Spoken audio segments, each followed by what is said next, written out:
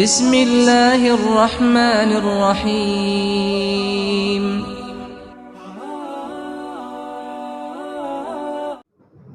لفظ رمضان یہ رمض سے ہے، جس کا مطلب ہوتا ہے گرم ہونا۔ عرب کے اندر یہ لفظ اس وقت بولا جاتا ہے جب تیز دھوپ کے اندر اونٹ کے پاؤں جلنا شروع ہو جاتے ہیں، اس وقت عرب کے لوگ یہ لفظ بولتے ہیں۔ شیخ عبد القادر جیلانی رحمہ اللہ نے ایک بات بیان کی ہے اس حوالے سے کہ اس کا نام رمضان کیوں رکھا گیا ہے۔ فرماتے ہیں سمی بذالک لأنہ یرمز الذنوب، اس کا نام اس لیے رکھا گیا ہے کہ یہ رمضان گناہوں کو مٹا دیتا ہے، انسان کے گناہوں کو جلا کے راکھ کر دیتا ہے، ان یحرقہا، اس کو جلا دیتا ہے، ختم کر دیتا ہے گناہوں کو۔ رسول اللہ صلی اللہ علیہ وسلم فرماتے ہیں رمضان المبارک کے مہینے کے اندر ایک آواز لگانے والا آواز لگاتا ہے، یا باغی الخیر اقبل، نیکیاں کرنے والے، نمازیں ادا کرنے والوں، نوافل کا اہتمام کرنے والوں، نیک کام کے اندر بڑھ کر چڑھ کر آگے بڑھنے والوں، اقبل، اور اپنے آپ کی اپنی محنت جو ہے اس کو تیز کر دو، اپنی تگ و دو، اپنی دوڑ، اپنا شوق، اپنا جذبہ نیکی کے لیے اس کو اور زیادہ تیز کر دو۔ وَيَا بَاغِيَ الشَّرِّ أَقْصِرْ، پھر پکارنے والا پکارتا ہے، او گناہ کرنے والے، اللہ کے باغی، رب کی بغاوتیں کرنے والے، اب تو اللہ کا مہمان آ چکا ہے، رمضان کی بہاریں آ چکی ہیں، اب تو تم اپنے ان گناہوں سے باز آ جاؤ، تمہیں اس مہینے کے اندر تو کم از کم اللہ کی بغاوتیں کرنے سے باز رہنا چاہیے، رک جاؤ، اقصر، ٹھہر جاؤ۔ یہ وہ بابرکت رمضان المبارک کا مہینہ ہے۔ رسول اللہ صلی اللہ علیہ وسلم فرماتے ہیں اس مہینے کی عبادت کے حوالے سے، اس کے فضائل و مناقب کے حوالے سے، چونکہ ابھی چند دنوں بعد کل یا پرسوں اس کا آغاز ہونے والا ہے۔ یہ رمضان المبارک کا مہینہ بار بار نہیں آتا، اب ہماری زندگی کے اندر جس کو اللہ رب العزت نصیب کر دیں یہ اس کی خوش نصیبی ہوتی ہے، وگرنہ رمضان سے ایک دن پہلے بھی ہم نے جنازے اٹھتے دیکھے ہیں، آپ نے بھی جنازے اٹھتے دیکھے ہوں گے۔ رمضان کی تراویحاں پڑھ کے بھی لوگ دنیا سے چلے جاتے ہیں۔ خوش نصیب ہے وہ شخص جس کو رمضان المبارک کی بہاریں نصیب ہو جائیں۔ اسی لیے ہمارے اسلاف کا یہ طریقہ کار تھا کہ جیسے ہی 6 مہینے رمضان کی ابھی رہتے ہوتے تھے وہ اللہ سے دعائیں اور التجائیں شروع کر دیتے تھے کہ یا اللہ ہمیں رمضان المبارک کی برکتیں نصیب فرما، اس کی برکتوں سے ہمیں محروم نہ کرنا۔ اور جب رمضان المبارک گزر جاتا ہے 6 مہینے تک وہ اللہ سے یہ دعائیں کرتے رہتے تھے کہ یا اللہ ہماری رمضان کے اندر کی گئی عبادتیں ان کو اپنی بارگاہ میں شرف قبولیت سے نواز، ان کو قبول کر لینا۔ نبی علیہ السلام فرماتے ہیں عمرے کی فضیلت نبی علیہ السلام نے بیان کی رمضان المبارک کیا، فَإِنَّ عُمْرَةً فِي رَمَضَانَ تَقْضِي حَجَّةً مَعِيَّ، نبی علیہ السلام نے فرمایا رمضان المبارک کے اندر کیا گیا عمرہ حج کے برابر ہے۔ وہ کون سا حج؟ فرمایا حجۃ معیہ، وہ حج گویا کہ تم نے میرے ساتھ، میں محمد کے ساتھ مل کے حج کیا۔ اتنی فضیلت حج کی عمرے کی نبی علیہ الصلوۃ والسلام نے بیان کی. تو یہ مہینہ رحمتوں والا ہے، برکتوں والا ہے، سمیٹیے برکتیں. ہر چیز کا ایک سیزن ہوتا ہے، اس کے اندر ہم اپنی محنت کو تیز کر دیتے ہیں. امتحان کا وقت آتا ہے، امتحان کا وقت، طالب علم کی محنت تیز ہو جاتی ہے. اگر وہ رات کو 10 بجے تک پڑھتا ہے تو وہ امتحان کے دنوں کے اندر اپنی محنت کو اور زیادہ بڑھا دیتا ہے. کئی طلباء ساری رات بھی پڑھتے ہیں. اسی طرح دنیا کا مال ہے، کاروباری لوگ ہیں، کاروبار کرتے ہیں، اس کا ایک سیزن ہے. جیسے وہ سیزن ہوتا ہے، دکاندار اپنی محنت کو تیز کرتے ہیں. یہ ایک نیکیوں کا سیزن ہے. اس کے اندر اللہ رب العزت اپنی رحمتیں بکھیرتے ہیں، اپنی برکتیں بکھیرتے ہیں، جہنم سے لوگوں کو آزاد کرتے ہیں. نبی علیہ الصلوۃ والسلام نے فرمایا رمضان المبارک کے اندر افطاری کے وقت اللہ رب العزت جہنم سے لوگوں کو آزاد کرتے ہیں. افطاری کے وقت اللہ رب العزت کو اپنے بندے کے ساتھ کس قدر محبت ہے. اتنی پیاری عبادت روزے والی اللہ رب العزت نے ہمیں نصیب کی. اس کے اندر ہم نے جو کام کرنے ہیں اس مہینے کے اندر، سب سے پہلا کام روزے والا کام ہے. اس قدر قیمتی یہ عبادت ہے. نبی علیہ الصلوۃ والسلام نے فرمایا فرضی روزے کی جو قدر و منزلت ہے، اس کا جو مقام ہے، اس کا جو مرتبہ ہے، اس کے تو کیا کہنے. لیکن نفلی روزہ نبی علیہ الصلوۃ والسلام فرماتے ہیں جو ایک نفلی روزہ اللہ رب العزت کی رضا کے لیے رکھتا ہے، اللہ کو راضی کرنے کے لیے رکھتا ہے، فرمایا 70 سال کی مسافت اللہ رب العزت اس کو جہنم سے دور کر دے گا. ایک نفلی روزہ رکھنے والا. اور فرضی روزے کی قدر و منزلت، اس کا مقام، اس کا مرتبہ، من صام رمضان ایمانا واحتسابا، جس نے ایمان کی حالت میں اپنا تزکیہ نفس کرتے ہوئے اللہ کی خاطر اس نے روزہ رکھے، غفر له ما تقدم من ذنبی، فرمایا اس کے پچھلے سارے گناہ معاف کر دیے. اور پھر ہر عبادت اس کا اجر لکھا جاتا ہے.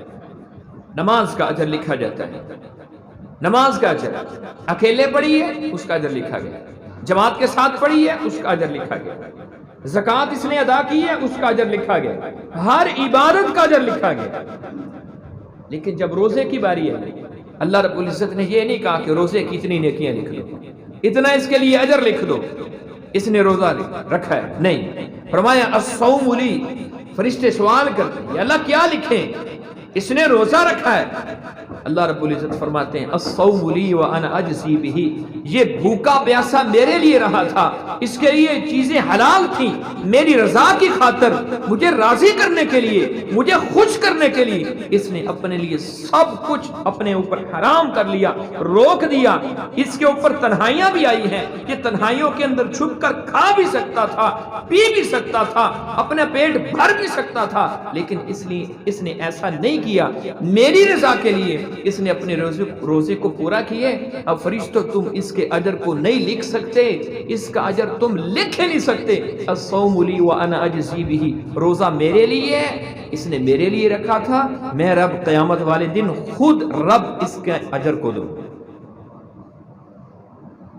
اتنی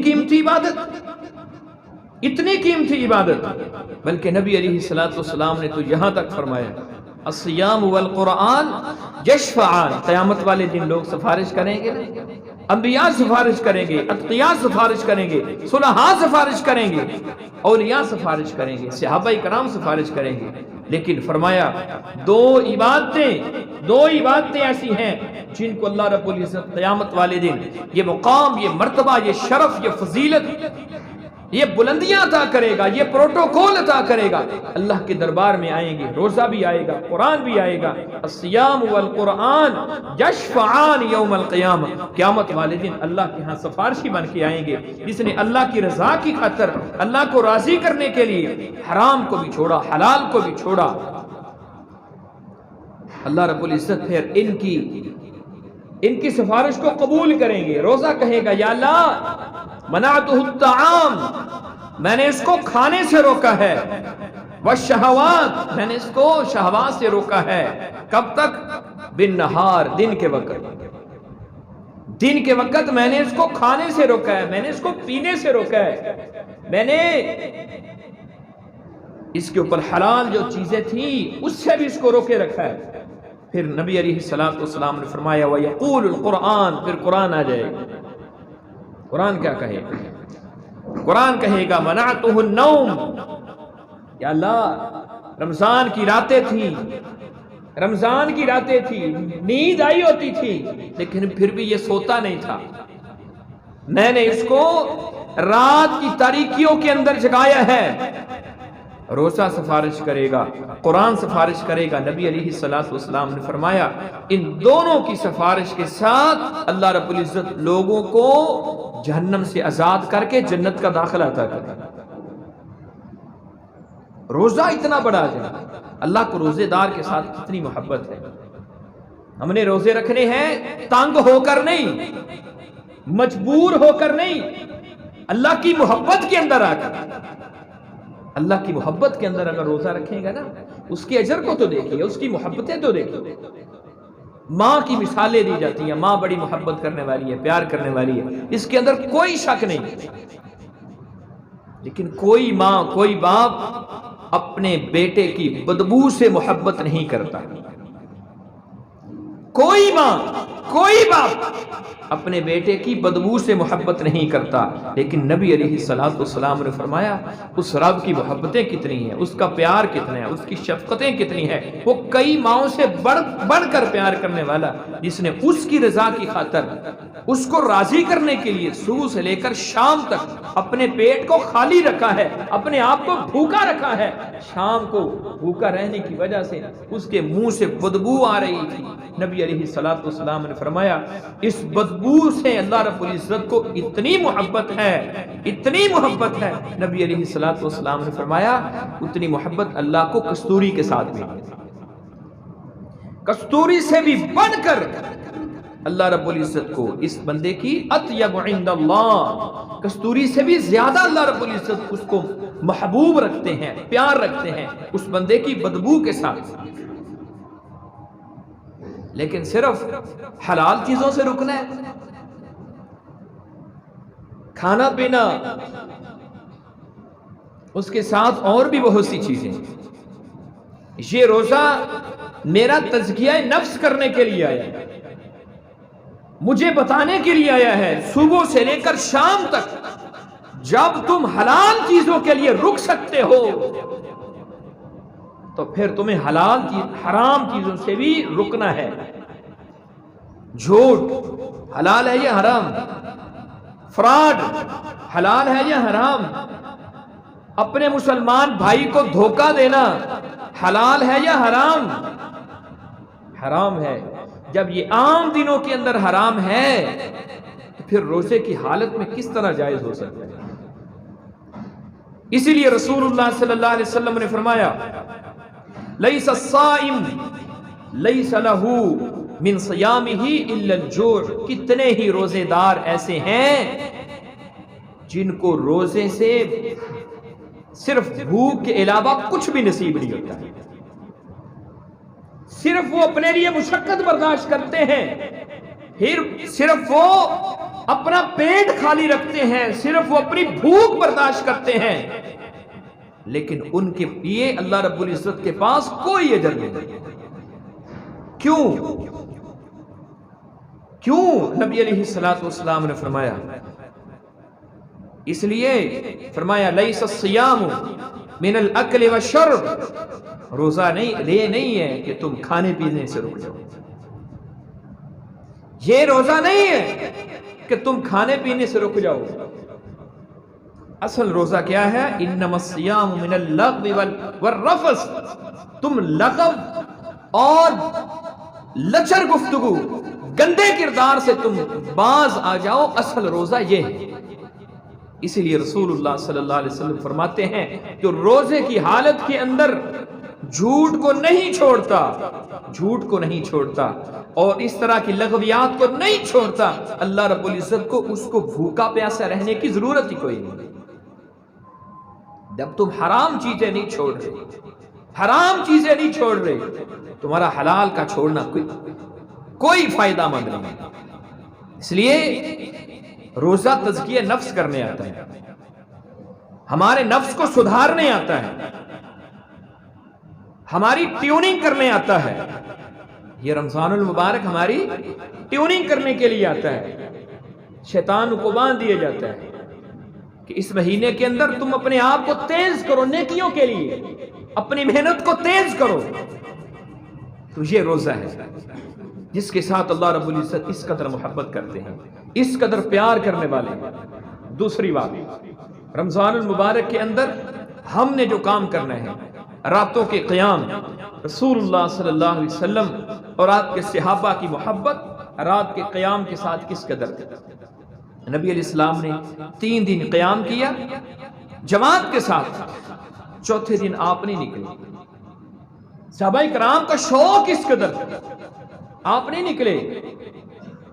صبح کے وقت نبی علیہ السلام سے صحابہ کرام نے سوال کیا، اللہ کے رسول آج رات آپ قیام کے لیے نہیں نکلی، رات کے قیام کے لیے۔ نبی علیہ السلام نے فرمایا مجھے خطرہ تھا کہیں اللہ رب العزت تمہارا شوق دیکھ کر تمہارے اوپر یہ رات کا قیام فرض ہی نہ کر۔ اتنا شوق، اتنا جذبہ۔ اسی لیے رسول اللہ صلی اللہ علیہ وسلم نے پہلے فرمایا تھا نا کہ جو رمضان کے روزے ایمان اور احتساب کی نیت سے رکھتا ہے اللہ اس کے گناہوں کو معاف کرتے ہیں۔ اور اگلی حدیث ہے جو راتوں کا قیام نماز تراویح ہے ایمان اور احتساب کی نیت سے اس کا قیام اہتمام کرتا ہے اللہ رب العزت اس کے بھی گناہوں کو معاف کرتا ہے۔ بلکہ نبی علیہ السلام نے تو یہاں تک فرمایا من قام مع الامام، جو امام کے ساتھ قیام کرتا ہے حتی ینصرف، جب تک امام نماز قیام سے فارغ نہیں ہو جاتا۔ 2 پڑھ کے بیٹھ نہیں جاتا، 3 4 پڑھ کے بیٹھ نہیں جاتا، امام کے قیام کے ساتھ وہ اپنا قیام کرتا ہے۔ نبی علیہ السلام نے فرمایا کتب لہ قیام لیلۃ، اس کے نامہ اعمال کے اندر ساری رات کا قیام لکھ دیا جائے گا۔ ساری رات یہ اللہ کی عبادت کے اندر، اللہ کے ہاں قیام کے اندر کھڑا رہا ہے، اتنی عبادت اس کے نامہ اعمال کے اندر لکھ دی جاتی ہے۔ قیام اللیل، اس کا اہتمام کرنا۔ ہمارے ہاں کیا ہوتا ہے، پہلے 4 5 دن خوب جوش ہوتا ہے، خوب جوش۔ اور ایک اور مسئلے کی وضاحت کر رہے ہیں، کچھ لوگ عشاء کی نماز پتہ کیا کرتے ہیں، ہم نے افطاری کی ہے، افطاری کے اندر اتنا کھایا کہ عشاء کی نماز پڑھنے کی اب طاقت ہی نہیں رہی۔ اب عشاء کی نماز پڑھنے کی طاقت ہی نہیں رہی ہے، اب کیا کرتے ہیں جی صبح پڑھ لیں گے۔ کب؟ سحری کے وقت۔ وہ عشاء کی نماز کا وقت نہیں ہے، وہ تو قضائی کا وقت ہے۔ عشاء کی نماز کا وقت کب ہے؟ نصف رات تک، نصف رات کے بعد عشاء کی نماز کا وقت ختم ہو جاتا ہے۔ حضرت صاحب نے اتنا کھایا افطاری کے اندر، نماز عشاء بھی گئی، تراویح بھی گئی، ساری رات سویا رہا، صبح اٹھ کے عشاء کی نماز کی قضائی دے لیتا ہے۔ یہ کوئی عذر نہیں، عذر نہیں ہے۔ اس لیے امام کے ساتھ اپنے آپ کو پابند کریں، ساری رات کے قیام کا اگر نہیں، ساری رات کا قیام اس نے امام کے ساتھ قیام کیا، جب تک امام نے قیام کیا اس کے ساتھ مکمل اس نے نماز تراویح ادا کی، فرمایا اس کے لیے ساری رات کے قیام کا اجر لکھ دیا جاتا ہے۔ اپنے آپ کو خوش نصیب سمجھیں، صرف 3 4 5 10 دن نہیں، درمیانے جو 10 دن ہوتے ہیں نا، درمیانے جو 10 دن ہوتے ہیں اس میں وہ شوق ختم ہو جاتا ہے، پھر آخری 10 دن پھر شوق زیادہ بڑھ جاتا ہے۔ نہیں، پورا رمضان المبارک نماز تراویح ادا کرنا، رات کا قیام اس کا اہتمام کرنا۔ اور اگلی بات، دعا، ذکر، استغفار، عبادت کے اندر شوق اپنے آپ کو۔ ہم صرف سمجھتے ہیں روزہ رکھ لیا، فجر کی نماز پڑھ لی، اس کے بعد 90% لوگ سمجھتے ہیں کہ بس ہم فارغ ہیں، سو جاؤ، اب ظہر تک سونا ہی ہے، ظہر کی نماز پڑھی پھر سو جاؤ، اب عصر تک سونے ہیں، عصر کے بعد کیا ہے جی، اب پھر افطاری کا اہتمام شروع ہو گیا، وہ ذکر کہاں گیا، وہ نماز کہاں گئی، وہ استغفار کہاں گیا، وہ قرآن کہاں گیا، وہ عبادتیں کہاں گئی، کہاں گیا سارا کچھ؟ رمضان جگانے کے لیے آیا ہے، سلانے کے لیے نہیں آیا۔ ہم رمضان میں سوئے رہتے ہیں، رمضان جگانے کے لیے آئے۔ فجر کی نماز کے بعد اب آپ قرآن مجید کی تلاوت کا اہتمام کریں۔ ہم نے 11 مہینے سونا ہے، 11 مہینے سوئیں، یہ ایک مہینہ تو ایسا ہو نا جس کے اندر نیند کم کر دیں، اپنے آپ کو اللہ کے حضور پیش کریں۔ نبی علیہ الصلوۃ والسلام نے فرمایا برباد ہو گیا وہ شخص، ذلیل ہو گیا، اس کا کچھ نہیں بچا، اس کی ناک خاک آلود ہو، جس کی زندگی کے اندر رمضان المبارک کا مہینہ آیا ہے اور وہ اس میں عبادتیں کر کے اللہ کے سامنے رو رو کر گڑ گڑا کر اپنے رب کے سامنے دعائیں کر کر کے اپنے آپ کو بخشوا نہیں سکا، اس سے بڑھ کر بد نصیب بندہ ہی کوئی نہیں، اس سے بڑھ کر کوئی بد نصیب نہیں ہے جس کی زندگی کے اندر رمضان آیا پھر اس نے اپنے گناہوں کو نہیں بخشوا سکا۔ یہ دعاؤں کا مہینہ ہے، استغفار کا مہینہ ہے، ذکر و اذکار کا مہینہ ہے، خاص طور پر افطاری کے وقت۔ اب ہر نماز کے وقت دعاؤں کا اہتمام کریں، سارا دن اپنی عبادت کا اہتمام کریں، اور افطاری کے وقت خاص طور پر دعاؤں کا اہتمام کریں، اپنے لیے، اپنے ملک کے لیے، اپنے معاشرے کے لیے، اپنے رہنے والے قریبی ساتھیوں کے لیے۔ یا تو کہیں کہ ہمارے لیے کوئی حاجت ہی نہیں رہ گئی، اگر ہماری حاجتیں ہیں تو پھر افطاری کے وقت مانگیں۔ نبی علیہ الصلوۃ والسلام نے فرمایا افطاری کے وقت اللہ رب العزت کو روزے دار کے ساتھ اس قدر محبت ہو چکی ہے، اس قدر شفقت ہوتی ہے کہ اس وقت رب کے سامنے روزہ رکھنے والا اللہ کے سامنے جب ہاتھ پھیلاتا ہے نا تو پھر اللہ اس کے ہاتھوں کو خالی نہیں لوٹاتا۔ اتنی محبت روزے دار کے ساتھ اللہ رب العزت کا۔ دعا، ذکر کا اہتمام، دعا کا اہتمام، اپنے آپ کو آدھا گھنٹہ پہلے افطاری سے 15-20 منٹ پہلے اپنے آپ کو فارغ کر دیں، بیٹھ جائیں اپنے رب کے سامنے، پھیلائیں اپنے ہاتھوں کو، مانگی اپنے حاجتوں کو۔ جب ایک بندہ اس نے ایک روزہ رکھا ہے، ایک روزے کے رکھنے والے کے ساتھ اللہ رب العزت اس قدر محبت ہے کہ اللہ اس کی دعاؤں کو خالی نہیں لٹاتا۔ جو 30 روزے رکھے اور ہر روزے کے وقت اپنے رب کے سامنے اپنی حاجتوں کو رکھے، سوال ہی نہیں پیدا ہوتا کہ اللہ اس کی حاجتوں کو، ضرورتوں کو پورا نہ کرے۔ یہ کیسے ہو سکتا ہے اللہ میری ضرورتوں کو پورا نہ کرے؟ اور اگلی بات، اچھے ماحول کا انتخاب کریں، اچھے ماحول کا انتخاب۔ اپنے دنیاوی مصروفیات سے ایک دفعہ نکلیے، تھوڑے وقت کے لیے نکالیے اپنے آپ، نکال لو اپنے آپ کو قرآن کے اہتمام کے لیے، نیکی کے اہتمام کے لیے۔ حدیث قرآن مجید کے بعد حدیث رسول کو پڑھانا، اس کا مقابلہ دنیا کے اندر کوئی نہیں۔ لیکن امام مالک رحمہ اللہ کیا فرمایا کرتے تھے؟ سارا سال حدیث پڑھاتے، جیسے ہی رمضان کا مہینہ آتا ہے حدیث کی کتاب کو بند کر دیتے اور کیا کہتے ہیں؟ ھذا شہر القرآن، یہ قرآن کا مہینہ ہے، اس میں ہم نے صرف قرآن ہی پڑھنا ہے، ہم نے صرف قرآن ہی پڑھنا ہے۔ اپنی زندگی کا معمول بنا لیجیے، اپنے آپ کو تیار کیجیے، اپنے اعمال کے لیے پلاننگ کیجیے، اپنی زندگی کے اندر یہ مہینہ ہے رمضان المبارک کا، اپنے آپ کے اندر ایک نظم و ضبط لے کر آئے، نیکی کے حوالے سے اپنے آپ کو تیار کریں، اچھے ماحول کا انتخاب، اور پھر فضول چیزوں میں وقت برباد نہ کریں۔ یہ رمضان ٹرانسمیشن دیکھنا اور اس طرح کے پروگرام یہ شیطان کے چیلے بن کر آتے ہیں، وہ اس کو تو باندھ دیا جاتا ہے نا، وہ پھر اپنے چیلے چانٹوں کو پیچھے چھوڑ جاتا ہے، یہ پھر اس میں وقت اپنا برباد کرتا ہے، فلاں پروگرام لگتا ہے جی اس وقت، فلاں پروگرام اس وقت لگتا ہے، پھر اس میں اپنے وقت کو برباد کرتا ہے۔ میرے بھائیوں، یہ رمضان المبارک کا مہینہ اللہ رب العزت کی رحمت ہے، ہمارے لیے بہت بڑا انعام ہے، ہماری زندگی کے اندر اگر آیا ہے تو پھر اس کو واپس نہ دیجیے، جانے اس کو پکڑیے، اس میں اپنے آپ کے گناہوں کو معاف کروائیے۔ دیکھیں اپنے ارد گرد کتنے تمہارے ساتھی تھے، قبرستان میں جا کر دیکھو، قبرستانوں میں جا کر دیکھو کتنے تمہارے قریبی رشتہ دار، تمہاری مسجدوں کے نمازی، تمہارے ارد گرد رہنے والے، تمہارے پڑوسی تمہارے ساتھ اٹھا کرتے تھے پچھلے رمضان المبارک کے اندر، اس رمضان میں تمہارے ساتھ نہیں ہے، پتہ نہیں اگلے رمضان کے اندر میں نے رہنا ہے یا آپ نے رہنا ہے، پتہ نہیں اگلا رمضان مجھے اور آپ کو نصیب ہونا ہے یا نہیں۔ میں نے شروع کے اندر یہ بات کی تھی کہ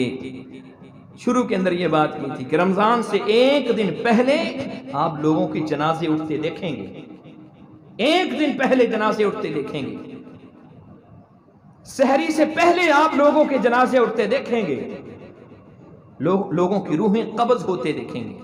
اس لیے میرے بھائیوں، خوش نصیبی ہماری، خوش نصیبی اللہ رب العزت نے ہمیں زندہ رکھا ہے رمضان مبارک کے اندر۔ مجھے یاد آ رہا ہے، ہمارے نوازی تھے، جب ان کا آخری رمضان تھا نا تو عید کا چاند نظر آیا نا، تو میں ادھر ہی بیٹھا تھا، افطاری کے بعد عشاء کی مغرب کی نماز سے ہم فارغ ہوئے، عید کے چاند کا اعلان ہوا تو وہ رو رہے تھے، ان کی آنکھوں میں آنسو تھے، تو میں نے ان سے پوچھا حاجی صاحب کیوں روتے ہیں، رونے کی وجہ ہے؟ تو کہنے لگے پتہ نہیں آئندہ یہ رمضان نصیب ہوگا یا نہیں ہوگا، آئندہ پتہ نہیں یہ رمضان نصیب ہوگا یا نہیں ہوگا، اور اگلے رمضان وہ ہمارے ساتھ نہیں تھے، اس لیے برکتوں کو سمیٹیے، اللہ رب العزت مجھے اور آپ کو اس رمضان المبارک کی برکتوں سے مستفید ہونے کی توفیق عطا فرمائے۔ وآخر دعوانا الحمدللہ رب العالمین۔